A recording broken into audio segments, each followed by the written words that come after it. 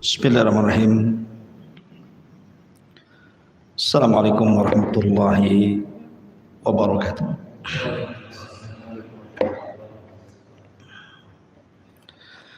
Alhamdulillah wassalatu wassalamu ala Rasulillah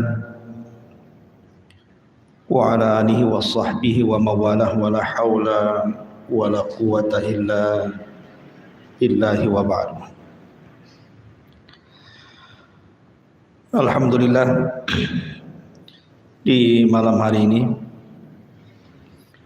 kita bisa duduk berkumpul kembali di Masjid Al-Fajri setelah sekian waktu karena terhalang Ramadan. Alhamdulillah, dengan izin Allah Subhanahu wa taala kita bisa duduk kembali untuk bermajlis ilmu pada malam hari ini.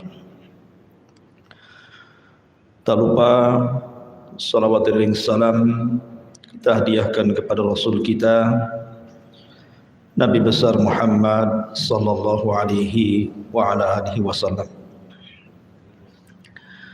Kita lanjutkan kajian kita masih membahas Siratul Mustafa sallallahu alaihi wasallam, sejarah manusia pilihan Nabi kita, Nabi yang mulia alaihi salatu wassalam.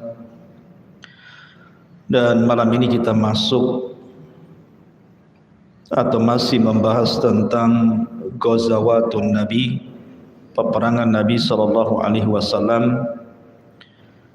Dan malam ini kita akan membahas Ghazwatu Khaybar, perang Khaybar, perang pasukan kaum muslimin melawan tentara Yahudi. Ma'asyiral muslimin yang dimuliakan Allah Subhanahu wa taala, sebenarnya peperangan melawan Yahudi di zaman Rasul itu terjadi 4 kali. Pertama, peperangan melawan Bani Qunaiqah. Sebabnya karena orang Yahudi Bani Qunaiqah melecehkan kehormatan seorang wanita muslimah di pasar. Sementara mereka sudah ada perjanjian dengan Rasul di bawah naungan Piagam Madinah. Sebab itulah Rasul menyerang Bani Qunaiqah. Kemudian perang melawan Bani Nadir. Perang melawan Bani Nadir ini sebab Yahudi Bani Nadir hendak membunuh Rasul dengan cara curang. Jadi ketika para pembesar mereka hendak melakukan musyawarah dengan Nabi sallallahu alaihi wasallam, tempatnya di Bani Nadir, maka mereka bersiasat, nanti kalau Nabi sallallahu alaihi wasallam duduk bersama kita, perhatikan tempat duduknya. Naiklah salah seorang di antara kalian ke atap, bawa batu besar, jatuhkan tepat di kepalanya. Tapi rencana busuk ini keburu ketahuan karena Jibril alaihi salam memberitahu dalam perjalanan Rasul ke Bani Nadir. Maka Rasul tidak jadi berangkat ke Bani Nadir, kemudian malah kembali dan membawa pasukan. Akhirnya terjadi perang melawan Bani Nadir. Kemudian perang yang terakhir melawan Bani Quraidah. Dan ini 3 kabilah Yahudi besar yang ada di kota Madinah. Bani Qunaiqah yang paling besar, kemudian Bani Nadir dan Bani Quraidah. Bani Quraidah ini sebenarnya ketika mereka perang melawan kaum muslimin disebabkan karena kompor daripada Yahudi Khaybar. Makanya malam ini kita akan bicara tentang perang Khaybar. Jadi sebab pengkhianatan Bani Quraidah itu karena diprovokasi oleh orang-orang Yahudi yang tinggal di Khaybar.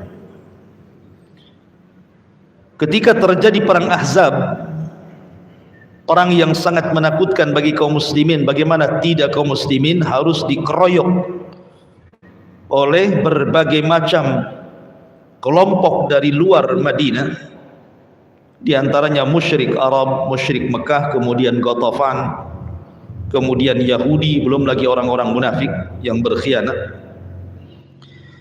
Sehingga kemudian orang-orang Quraidah ini, Bani Quraidah, mengkhianati perjanjian dan ikut terlibat dalam pengepungan di perang Ahzab. Lah sebab pengkhianatan Bani Quraidah inilah, maka Nabi SAW langsung memutuskan bahwa Quraidah harus diserang. Itu pun atas perintah Allah lewat Jibril. Ketika Allah menangkan perang Ahzab, baru selesai perang Ahzab, Nabi SAW sedang mandi. Tiba-tiba Nabi SAW dipanggil oleh malaikat Jibril yang menjelma sebagai sahabat Dihyatul Kalbi, memerintahkan Nabi SAW untuk membawa pasukan. Untuk baru selesai perang, lelahnya belum hilang, lukanya masih menganga, mereka belum istirahat, mereka baru saja menang, tiba-tiba kemudian disuruh bergerak. Tapi itulah keimanan para sahabat, sami'na wa ata'na. Kata Nabi SAW kepada para sahabat, idhabu ila Bani Quraidah fala tusalliyanna ahadakumul asra illa fi Bani Quraidah. Serang, serbu Bani Quraidah, dan jangan sholat asar di jalan kecuali sampai di Bani Quraidah. Maka perang yang keempat inilah yang kita akan bahas, perang melawan Yahudi terakhir yang disebut dengan perang Khaybar.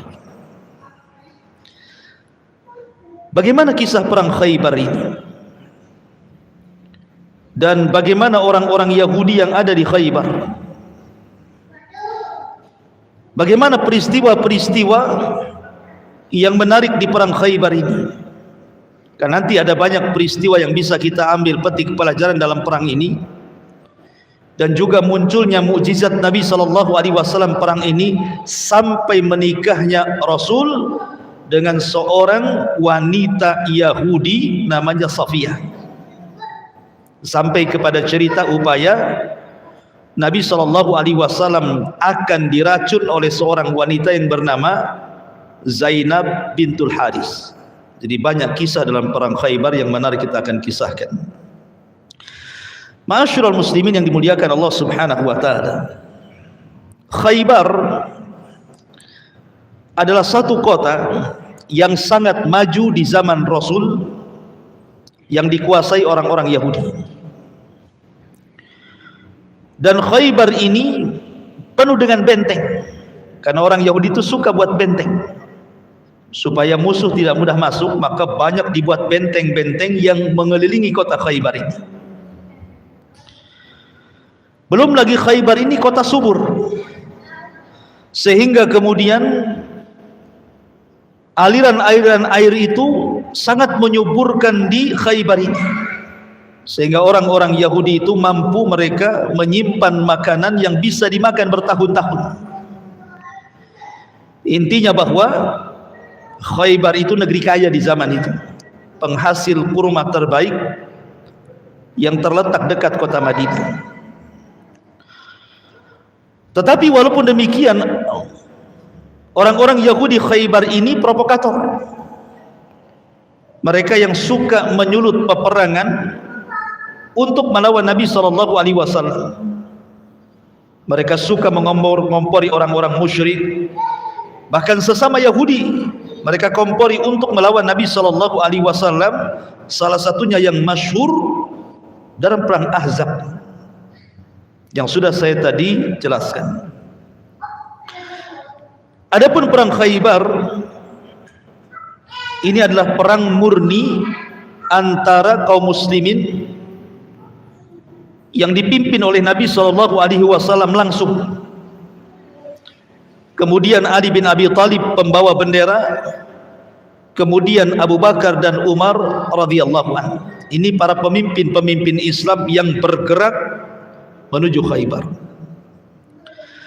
Adapun Khaybar sendiri orang Yahudi ini dipimpin oleh seorang pemberani Yahudi namanya Marhab bin Abi Zainab. Marhab ini jagoannya Yahudi. Nanti akan kita kisahkan bagaimana mubarazah perang tanding antara Marhab dengan Ali bin Abi Thalib radhiyallahu anhu. Tapi dialah pemimpinnya. Adapun dari segi pasukan tentu beda jauh. Biasa kaum muslimin itu pasukannya sedikit. Karena pasukan di perang Khaybar itu Rasul hanya membawa pasukan 1.800 pasukan saja. Sementara Khaybar sendiri memiliki pasukan tangguh itu 10.000 tentara Yahudi yang ada di Khaybar. Belum lagi kemudian digabung dengan Ghatafan. 400 tentara Ghatafan bergabung kepada Yahudi Khaybar. Artinya tidak imbang dari segi pasukan.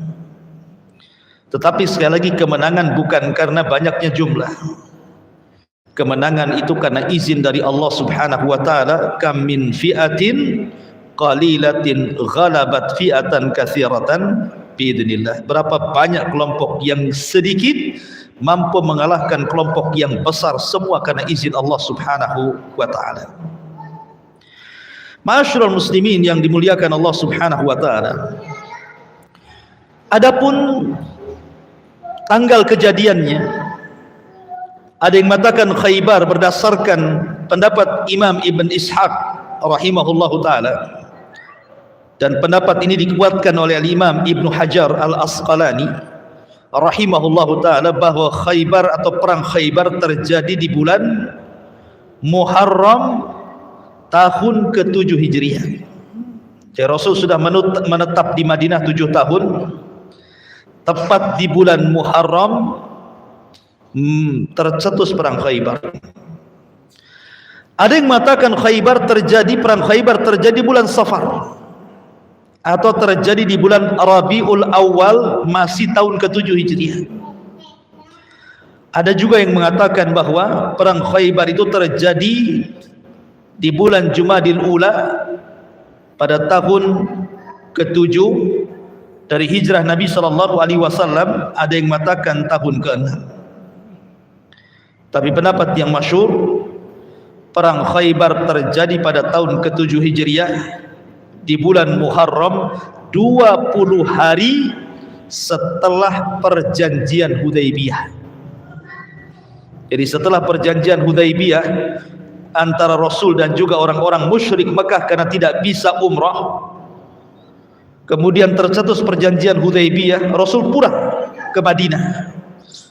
Lah setelah 20 hari dari perjanjian itulah meletus perang Khaybar. Makanya Nabi SAW tahu, karena yang dihadapi ini bukan tentara kaleng-kaleng, tentara tangguh, orang-orang Yahudi memang ahli perang, ahli strategis. Maka pasukan yang dibawa Nabi SAW tidak banyak, hanya orang-orang pilihan saja. Jadi yang 1.800 pasukan Rasul itu adalah pasukan-pasukan dari jumlah pasukan yang ikut berbaiat di bawah pohon dalam perjanjian Hudaybiyah itu. Rasul tidak mau menambah dari pasukan itu. Walaupun kemudian banyak di antara para sahabat yang mendaftar menjadi tentara perang, tapi ditolak Rasul. Rasul sallallahu alaihi wasallam melihat bahwa ini pasukan khusus, tidak boleh dicampuri dengan pasukan lain. Apalagi pasukan yang memang niatnya ingin mencari ghanimah, ataupun mereka orang-orang lemah atau orang-orang yang baru masuk Islam, tidak dilibatkan oleh Rasul. Jadi benar-benar Nabi sallallahu alaihi wasallam melibatkan orang-orang yang kokoh imannya, yang terlibat dalam perjanjian Hudaybiyah, dan juga yang terlibat baiat di bawah pohon atau disebut dengan baiatur ridwan. Itulah pasukan Nabi sallallahu alaihi wasallam yang dibawa Rasul bergerak menuju Khaybar. Berarti memang ini pasukan khusus gitu ya, yang kuat-kuat imannya saja yang dibawa Nabi sallallahu alaihi wasallam. Ma'asyiral muslimin yang dimuliakan Allah Subhanahu wa taala, perang Khaybar ini sebenarnya Nabi sallallahu alaihi wasallam sudah mendapatkan wahyu Allah Subhanahu wa taala di mana Allah Subhanahu wa taala berfirman kepada Nabi sallallahu alaihi wasallam, wa'adakumullahu maghanima katsirah ta'khudunaha fa'ajjala lakum hadhihi wa kaffa aydiyan nas ankum wa litakuna ayatan lil mu'minin wa yahdiyakum siratan mustaqima. Allah menjanjikan kepadamu wahai Muhammad harta rampasan perang yang banyak yang akan kamu dapatkan dan kamu ambil. Maka dia segerakan harta rampasan perang itu untukmu, dan dia menahan tangan manusia dari membinasakan dirimu agar kamu mensyukurinya dan agar menjadi bukti bagi orang-orang yang beriman, dan agar dia menunjukkan kamu ke jalan yang lurus. Artinya Nabi SAW sudah dapat gambaran dia akan menang, karena Allah Subhanahu wa taala menjanjikan kepada Rasul kemenangan ini. Maka Nabi SAW kemudian bergerak menuju Khaybar. Ketika Nabi SAW bergerak menuju Khaybar, maka Nabi SAW ketika melihat benteng Khaybar, Nabi SAW berdoa, dan doa ini menjadi sunnah bagi kita semuanya. Apabila kita pulang kampung, kemudian melihat gerbang kampung kita, antum kan pulang kampung nih lebaran gitu ya, ke Medan, ke Jawa Barat, Jawa Timur, ke Alor, kemana gitu ya. Lah ketika sampai di daerah antum kemudian melihat gerbang daerah yang antum akan masuki, maka disunahkan membaca doa ini. Karena Nabi SAW ketika melihat benteng Khaybar dari kejauhan, apa kata Nabi SAW? Nabi SAW berdoa, Allahumma Rabbas samawati sab'i wa ma adlalna wal aradina sab'i wa ma aqlalna wa rabbas syayatini wa ma adlalna wa rabbar riyahi wa ma darayna as'aluka khaira hadhil qaryati wa khaira ahliha wa khaira ma fiha wa na'udzubika min syarriha wa syarri ahliha wa syarri ma fiha. Kata Nabi SAW, ya Allah, Tuhan pemilik 7 langit dan penghuni yang dinaunginya, Tuhan pemilik 7 lapis bumi dan apa yang dipikulnya, Tuhan setan-setan dan apa yang disesatkannya, dan Tuhan angin serta apa yang diterbangkannya. Ya Rabb, aku memohon kepadamu kebaikan daerah ini, kebaikan penduduknya, dan kebaikan apa yang penduduknya, dan kejahatan.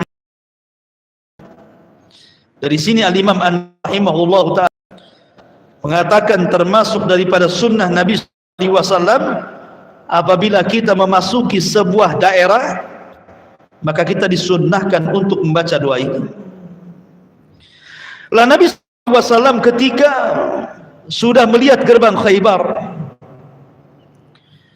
para petani yang berada di luar Khaybar itu sedang bercocok tanam, orang-orang Yahudi. Kemudian dikejutkan dengan kedatangan Rasul dan tentaranya. Tiba-tiba para petani ini mengatakan, Ja'a Muhammadun wal khamis, telah datang Muhammad dan pasukannya. Akhirnya seluruh para petani Yahudi bubar mereka, lari dari sawah-sawah dan ladang-ladang mereka, masuk ke gerbang-gerbang mereka. Mereka tutup jendela dan pintu rumah mereka serta gerbang mereka, ketakutan dengan tentara Nabi SAW. Ketika itu Nabi SAW kemudian membariskan pasukan dekat dengan gerbang. Seorang sahabat namanya Khabbab mengatakan, ya Rasulullah, kalau kita letakkan pasukan di sini, maka tentara Yahudi Khaybar itu mereka biasa memanah dari gerbang-gerbang mereka, dan jarak panah mereka itu dekat dengan kita. Boleh jadi jarak panah itu sampai kepada kita panah-panahnya. Sebaiknya kita mencari tempat yang aman, wahai Rasul. Kemudian sahabat ini mengatakan, tetapi apakah ini sebuah wahyu yang turun dari Allah? Allah merintahkan kita untuk kumpul di sini, ataukah ini hanya sekedar ijtihadmu, wahai Rasul? Apa ini hanya sekadar pemikiranmu hai Rasul? Kata Rasul, tidak, ini pemikiran saya, ijtihad saya, bukan wahyu. Akhirnya kemudian sahabat ini mengarahkan sebaiknya jangan di sini. Maka Nabi SAW pun menuruti ide daripada seorang sahabat ini. Artinya Nabi tidak keras kepala, tidak diktator. Apa maunya di sini, tidak. Rasul tetap melihat kemaslahatan. Kalau ini bukan wahyu masih bisa dirundingkan, gitu maksudnya. Maka Nabi SAW kemudian beralih ke tempat lain, ke tempat di mana panah tidak sampai ketika ditembakkan kepadanya. Ma'asyiral muslimin yang dimuliakan Allah Subhanahu wa taala. Maka Nabi SAW kemudian mengatur strategis perang. Kita tahu bahwa benteng Khaybar ini sulit untuk diruntuhkan karena besar dan juga kokoh, sehingga mengepung sebuah daerah, kalau tidak jebol-jebol benteng ini, bisa mengalami kekalahan, ikhwan. Karena mengepung dengan waktu yang lama ini kan perlu perbekalan, perlu makan, perlu minum, dan begitu seterusnya, kan begitu. Sampai-sampai para sahabat Nabi SAW akibat pengepungan ini mereka kelaparan. Lah ketika mereka kelaparan, akhirnya mereka hampir menyembelih keledai-keledai peliharaan mereka. Kemudian mereka, sebagian mereka sudah menyembelih keledai-keledai peliharaan mereka. Tiba-tiba datang larangan. Allah dan Rasulnya melarang tidak boleh memakan keledai peliharaan, karena itu bagian daripada binatang kotor, tidak boleh, haram hukumnya.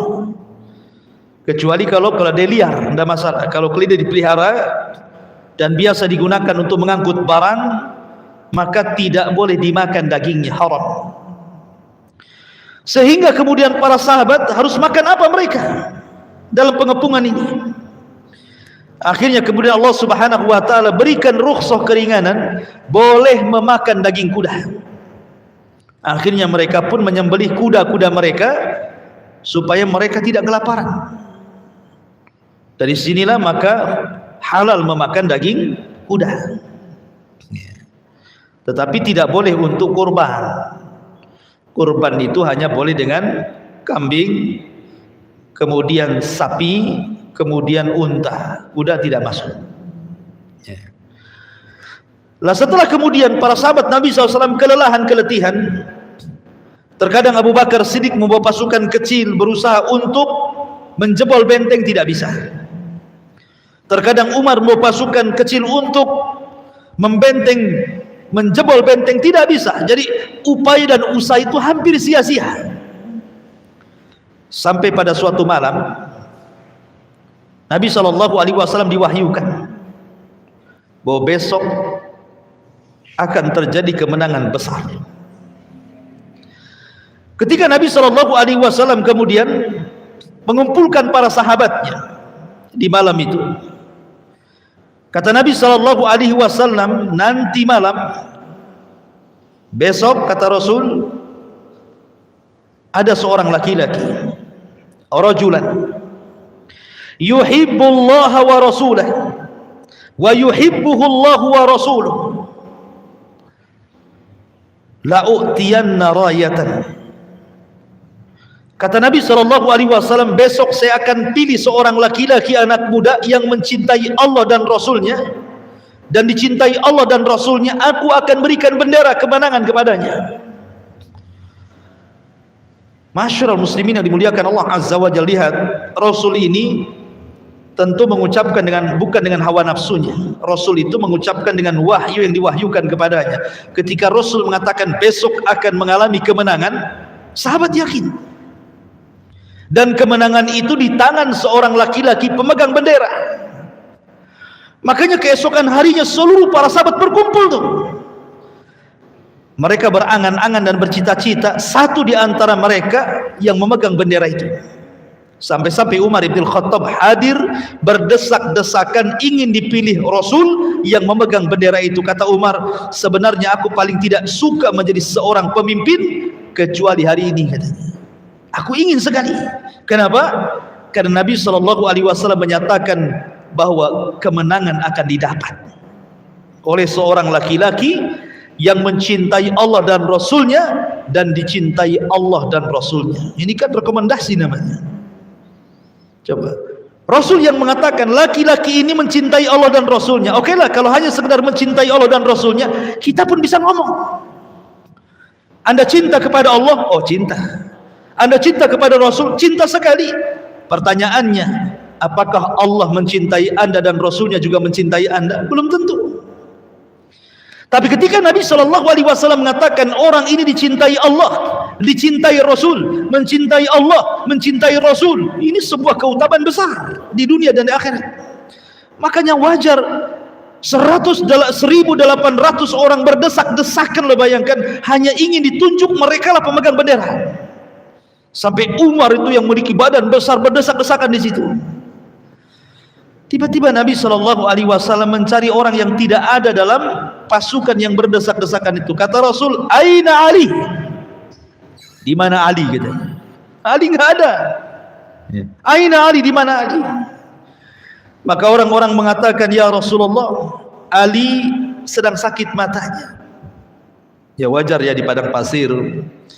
Kalau ada angin mungkin kelilipan atau apa ya, akhirnya matanya sakit sampai Ali tidak bisa melihat. Intinya sakit matanya. Maka Nabi SAW mengatakan, para sahabat, kalau gitu itu ni Aliyan, datangkan kepadaku Ali. Maka kemudian sebagian sahabat memapah Ali radhiyallahu anhu dari tendanya menghadap Nabi SAW. Tiba-tiba Nabi SAW fabasaka wajha. Rasul pun kemudian meludahi wajahnya. Rasul meludahi kedua mata Ali radhiyallahu an. Apa yang terjadi? Fabari'aka allam yakun, maka Ali pun sehat seolah-olah dia belum pernah terkena sakit mata. Disinilah ada mukjizat Rasul, bahwa ludah Nabi SAW itu obat. Ya, karena jasad Rasul itu berkah. Jasad Rasul itu berkah. Rasul itu kalau dicukur, maka bekas cukuran rambutnya sahabat itu ribut untuk mengambil rambutnya. Itu disimpan sebagai berkah. Kalau Nabi SAW berwudu, sisa wudunya itu semua diambil. Ada yang diminum, ada yang dibanjurkan, ada yang diolas-oles ke badannya. Berkah. Sampai hampir perang hanya mengambil sisa wudu Nabi SAW, air wudu.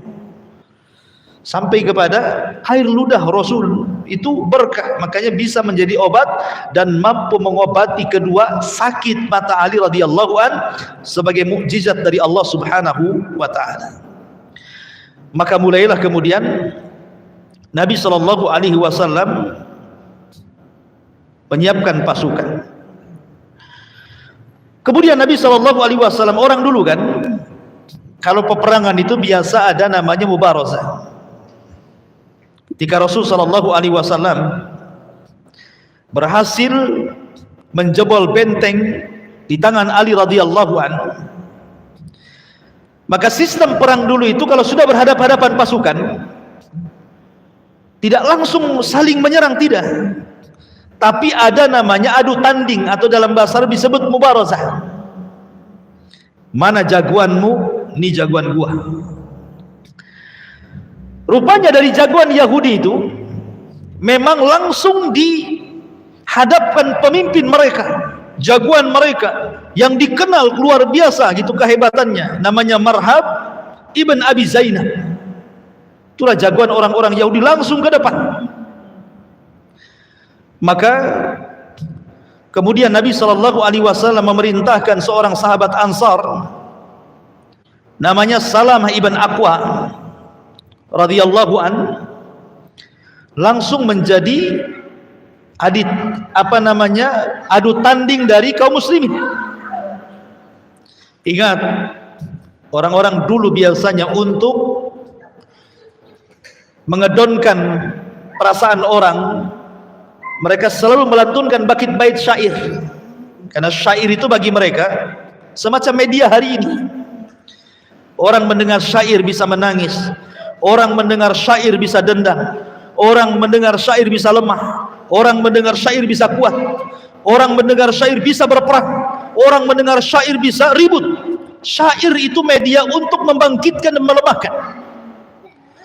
Maka Marhab ketika itu maju, kemudian dia melantangkan syairnya dan mengatakan, qad alimat Khaybaru anni marhabu, syaqis silahi batalun mujarrabu, ilal khurubu aqbalat talahabu. Kata Marhab, jagoannya Yahudi, mengatakan, Khaybar telah tahu sesungguhnya aku seorang Marhab, orang yang sangat pandai memainkan senjata, seorang pahlawan pemberani. Ketika peperangan datang, bagaikan api yang menyala-nyala. Maka dijawab oleh Salama ibn Aqwa radhiyallahu an. Dia menjawab tantangan siapa? Tantangan Marhab. Maka dia pun kemudian mengatakan, qad alimat Khaybaru anni amirun syaqis silahi batalun mughamiru. Katanya Salama ibn Aqwa radhiyallahu an mengatakan, atau Amir ibn Aqwa radhiyallahu an mengatakan, Khaybar telah tahu sesungguhnya aku Amir, orang yang sangat pandai dalam memainkan senjata, seorang pahlawan pengacau dalam peperangan. Kalau engkau berani, hadapi aku. Akhirnya majulah Marhab, jagoan Yahudi, melawan Amir ibn Aqwa, jagoan dari Ansar. Tapi Allah subhanahu wa ta'ala takdirkan Amir ibn Aqwa, paman daripada Salama ibn Aqwa, meninggal di tangan Marhab, kalah. Sekali tebas meninggal dia, Amir ibn Aqwa ini. Ketika Amir ibn Aqwa meninggal dunia, karena memang secara fisik Marhab lebih besar, artinya tidak imbang begitu, sehingga sahabat Nabi SAW sebagian mereka kemudian membuat isu dan mengatakan, sungguh Amir telah sia-sia hidupnya. Amir telah sia-sia hidupnya, dia telah bunuh diri. Maka kemudian Salama ibn Aqwa radhiyallahu an menceritakan pamannya yang dikatakan oleh sahabat dia telah sia-sia karena mengorbankan dirinya dan bunuh diri. Akhirnya dilaporkan kepada Nabi SAW, ya Rasulullah, apakah Amir mati sia-sia? Karena dia mati di tangan siapa? Di tangan Marhab, jagoan Yahudi. Maka Nabi SAW mengatakan, kadzab, dusta orang itu, dusta orang itu. Sesungguhnya Amir adalah orang yang akan dapat 2 pahala di hadapan Allah Subhanahu wa ta'ala. Kemudian Nabi SAW menceritakan tentang kenangan sewaktu berjalan bersama Amir ibn Aqwa dalam perjalanan menuju Khaybar. Kata Nabi SAW, ketika keluar kami bersama pasukan, kemudian Amir ibn Aqwa pun tiba-tiba membimbing pasukan perang, melantunkan bait-bait syair dan mengatakan, Tallahi, Tallahi, laulallahu mahtadaina, wala tasaddaqna wala sallaina. Dia mengatakan, Tallahi laulallah mahtadaina, wala tasaddaqna wala sallaina. Kemudian dia mengatakan, fasabbitil aqdam in laqaina, wa anzilna sakinatan alaina, ila akhir syair. Amir ibn Aqwa membimbing para sahabat yang lain untuk mengucapkan, demi Allah, kalau bukan karena Allah tentu kami tidak akan mendapatkan petunjuk, tidak akan sedekah dan tidak akan salat. Ya Allah, tetapkanlah kaki-kaki kami apabila berjumpa dengan musuh, dan berikanlah ketenangan kepada hati-hati kami. Sehingga seluruh para sahabat mengikuti ucapannya Amir ibn Aqwa dalam perjalanan menuju Khaybar itu. Makanya Nabi SAW mendoakan Amir sebelum wafatnya, semoga Allah mengampuni dosamu. Ingat, kalau Nabi SAW mendoakan kepada seorang sahabat saat hendak perang dengan kalimat ampunan, berarti sahabat itu dipastikan mati syahid. Makanya Amir kemudian meninggal mati syahid di tangan Marhab. Lah ketika kemudian Amir kalah di tangan Marhab, Marhab semakin sombong itu. Kemudian berteriak di hadapan pasukan Rasul, siapa lagi yang bisa menghadapi diriku? Kemudian dia bersesumbar dan mengatakan dengan perkataan yang sama, qad alimat Khaybaru anni marhabu syakis silah batalun mujarrabu idil hurubu akbalat talahabu.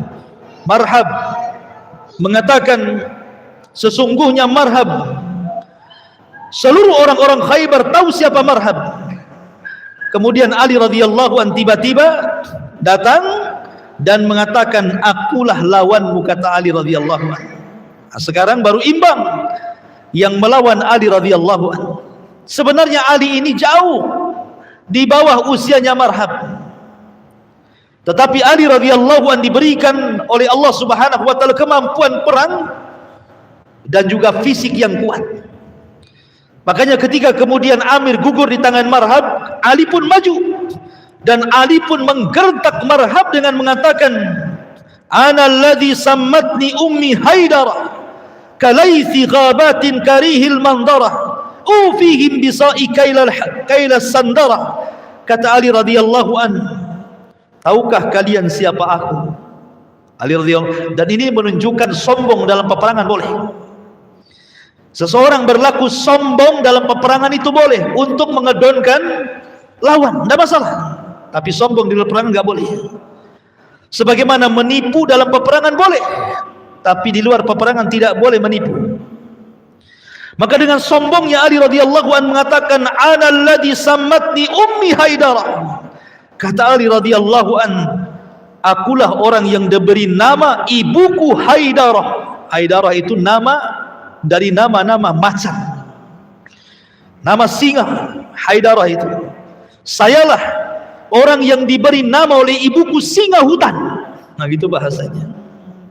Kalaythi ghabatin karihin mandara, layaknya singa hutan yang sangat ditakuti oleh lawan-lawannya.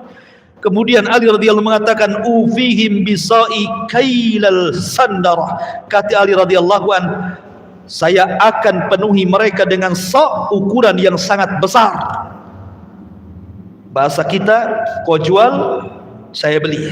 Itu bahasanya. Kamu tantang, saya lawan. Gitu ya. Maka Ali radhiyallahu an pun kemudian dijelaskan, fafalaqa ra'sa Marhab bisayfi wa kana al-fathu ala yadayhi. Tiba-tiba Ali menghunuskan pedang, kemudian Ali pun dengan sigap memukul kepala Marhab dan terbelah menjadi dua. Akhirnya Marhab pun mati di tangan Ali radhiyallahu anhu. Sejak itulah, karena pimpinan mereka meninggal, orang-orang Yahudi mulai kejut. Maka kaum muslimin kemudian berhasil kemudian merobohkan benteng ke benteng, pasukan ke pasukan dirobohkan oleh kaum muslimin. Ada yang langsung nyerah, ada yang berperang dulu, macam-macam. Intinya bahwa Khaybar kalah di tangan kaum muslimin. Dan ketika itu Ali radhiyallahu anhu menjadi pemimpin yang ditunjuk oleh Nabi sallallahu alaihi wasallam.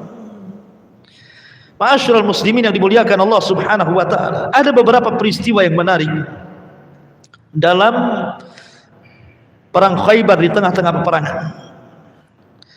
Pertama, kisah seorang budak yang masuk surga padahal dia tidak pernah sujud walaupun satu kali. Jadi ketika tentara kaum muslimin mengarah ke Khaybar, datang seorang hamba Habasya, budak Habasya yang hitam, dan dia sedang menggembala kambing tuannya. Ketika kemudian dia melihat pasukan Nabi sallallahu alaihi wasallam yang sedang melewat di depan dia, dia pun bertanya, hamba sahaya yang sedang menggembala kambing ini, ila aina turidun, mau kemana kalian? Maksudnya tentara kaum muslimin. Maka para tentara mengatakan, nuqatilu hadzal ladzi nuqatilu Khaybar, kami hendak memerangi orang-orang Khaybar. Kemudian budak hitam ini ketika mendengar ada tentara yang hendak memerangi Khaybar, langsung bergegas pulang. Kemudian bertanya kepada tentara orang-orang Yahudi dan mengatakan, ma turidun, apa yang kalian hendaki dalam peperangan ini? Maka orang-orang Yahudi mengatakan, nuqatilu hadzal ladzi yaz'am annahu nabi, kami hendak memerangi orang yang mengaku nabi. Jadi dia sudah dapat dua informasi gitu ya. Maka ketika kemudian orang Yahudi mengatakan bahwa kami akan berperang melawan orang yang mengaku nabi, kalimat nabi ini menjadi terngiang di hamba sahaya Habasyah ini. Akhirnya kemudian dia pun datang ke pasukan kaum muslimin mencari Nabi SAW. Kemudian setelah berjumpa dengan Nabi SAW dan mengatakan, ya Muhammad, betulkah engkau yang dikatakan orang-orang Yahudi bahwa engkau seorang nabi? Engkau mengaku-ngaku nabi? Kata Nabi SAW, tidak, aku tidak mengaku-ngaku nabi, aku nabi. Aku adalah nabi. Kemudian hamba ini mengatakan, kalau engkau seorang nabi, engkau menyeru kepada ajaran apa? Maka Nabi SAW mengatakan, ad'u ilal Islam wa an tashhada an la ilaha illallah wa anni rasulullah wa an ta'buda illallah. Kemudian Rasul menyebutkan ajaran-ajaran Islam. Aku menyeru manusia ke jalan Islam, dan aku menyeru manusia untuk bersyahadat alla ilaha illallah, dan aku adalah Rasulullah, dan aku menyeru agar manusia tidak boleh menyembah kecuali kepada Allah. Kemudian Rasul menjelaskan kepada hamba sahaya ini apa itu Islam, sampai akhirnya kemudian dia pun tertarik dan dia tiba-tiba mengucapkan dua kalimat syahadat, asyhadu an la ilaha illallah wa asyhadu anna Muhammadar Rasulullah. Tetapi dia mengatakan, ya Rasulullah, seandainya aku bersyahadat, aku beriman kepada kamu, apa imbalannya? Dia minta imbalan gitu. Kata Nabi SAW, lakal jannah immitta ala dhalik. Kalau engkau mau bersyahadat dan masuk Islam, kupastikan kau masuk surga kalau engkau mati. Ketika dia mengatakan bahwa, dia mendengar Rasul mengatakan bahwa dia akan masuk surga kalau dia meninggal, dari situlah dia kemudian bersyahadat dan ingin mati syahid. Maka dia pun masuk dalam pasukan Nabi SAW, kemudian berperang bersama para sahabat Rasul. Akhirnya kemudian dia pun pupus dan mati syahid di tengah-tengah pasukan. Ketika Nabi SAW melihat hamba sahaya ini yang meninggal, yang barusan masuk Islam kemudian ikut tentara dan mati syahid, kata Rasul, laqad ra'aitu inda ra'sihi ithnataini minal huril in. Sungguh aku melihat di atas kepalanya dua bidadari dari sorga yang mengawalnya. Walam yasil lillahi sajdatan qad, padahal belum pernah satu sujud pun dihantarkan kepada Allah Subhanahu wa taala. Subhanallah gitu ya. Akhirnya dia pun gugur dan masuk sorga. Kan enak gitu ya.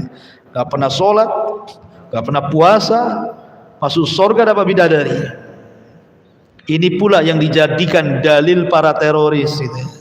Kan itu ya. Para teroris itu kan begitu.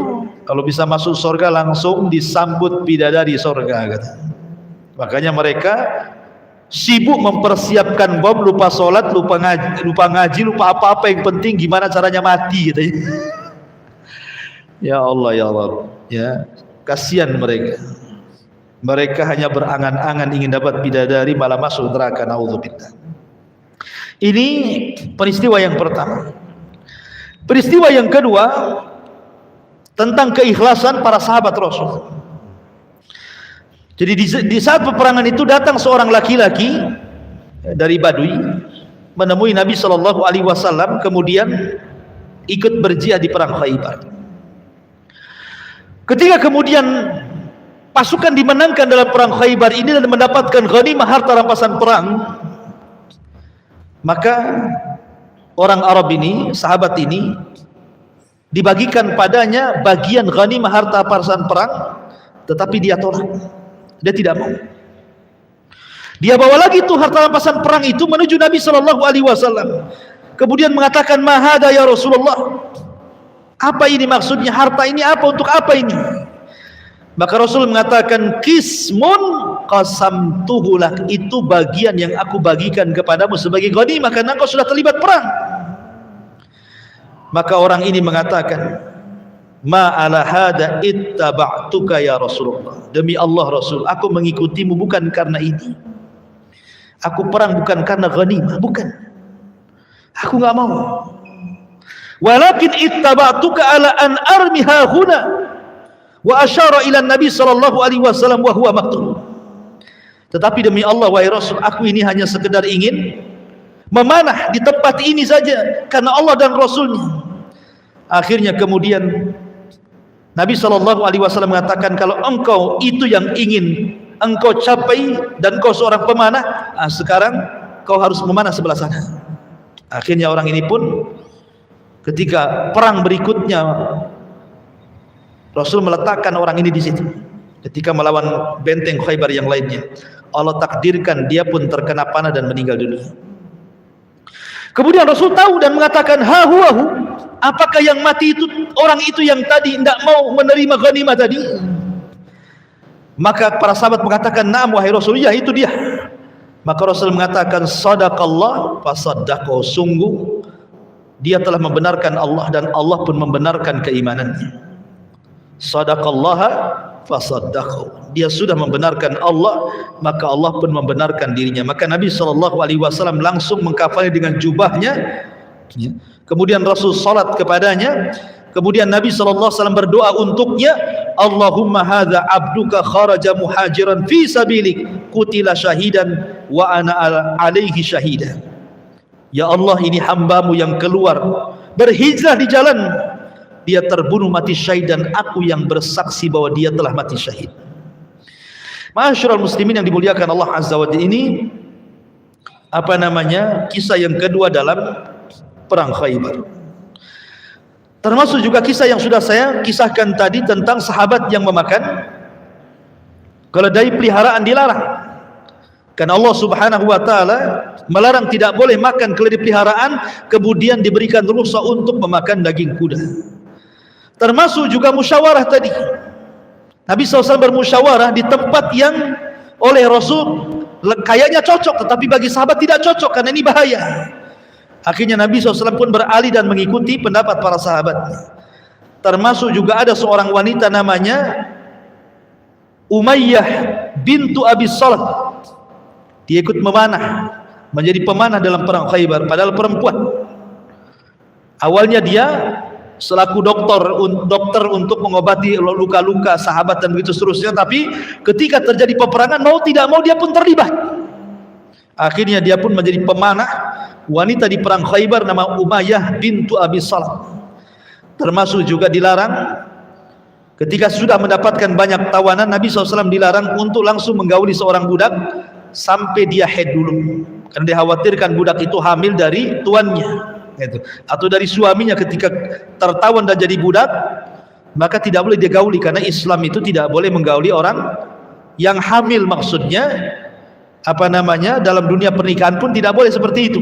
Kalau antum menikah dengan seorang wanita, kemudian dia hamil, kemudian dicerai, maka iddahnya sampai melahirkan, kan itu. Ini pun terjadi di perang Khaybar. Termasuk juga mukjizat Nabi SAW yang meludahi kedua mata Ali radhiyallahu anhu. Kisah perang Khaybar ini masih panjang, ya Bang. Masih banyak kisah-kisah yang lainnya, karena ini pertemuan perdana. Insyaallah kita akan lanjutkan di lain kesempatan. Mudah-mudahan ada manfaatnya. Mohon maaf tidak ada pertanyaan karena juga ada acara. Subhanakallah bihamdika asyhadu an la ilaha illa anta astaghfiruka wa atubu ilaik. Allahu taala alam. Assalamualaikum warahmatullahi wabarakatuh.